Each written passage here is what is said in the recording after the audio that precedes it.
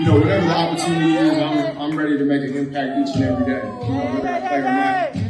It's bigger than putting a ball in the basket for me. Like I'm able to lead by example, lead by my experiences, and just, you know, help in any way possible. So, you know, if my name's called, you know I'm ready. So I'm ready to go right now. But if it's not, I can still impact the game in so many ways. So, like I said, I'm just super thankful for the opportunity and gonna impact each and every day. I think they've got a pretty good jump shot or a pretty good flow. But our kids can't all aspire to be LeBron or Lil Wayne.